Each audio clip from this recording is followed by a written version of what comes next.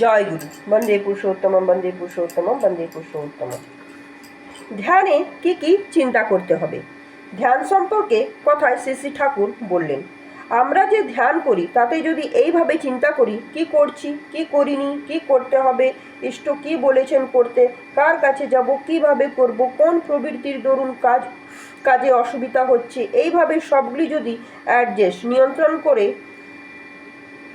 Concentric সুকেন্দ্রিক করে তোলা যায় এবং সেই সিদ্ধান্ত অনুযায়ী কাজ করা যায়, তবে জবর জিনিস হয়। এর ভেতর সবগুলি প্রবৃত্তিও খেলা করতে থাকে এবং ইষ্টলোক চিন্তার মধ্য দিয়ে একটা মিনিংফুল অ্যাডজাস্টমেন্ট, সার্থক বিনাশ হতে থাকে। এই হলো সহজ কোনা। এই সঙ্গে জব করতে হয় অর্থ ভাবনার সঙ্গে। এর ভেতর দিয়ে ব্রেন, মস্তিষ্ক সেন্সিটিভ, সাড়াপ্রবণ, রিসেপটিভ, গ্রহণক্ষম, ক্ষীণ, তীক্ষ্ণ ও শার্প, ধারালো হয়ে ওঠে। হ্যাবিটস, বিহেভিয়ার ও অভ্যাস ব্যবহারও অ্যাডজাস্ট নিয়ন্ত্রিত হতে থাকে। চরিত্র উদ্যোগীমুখী রূপ নয়। জয় গুরু। বন্দে পুরুষোত্তম, বন্দে পুরুষোত্তম, বন্দে পুরুষোত্তম।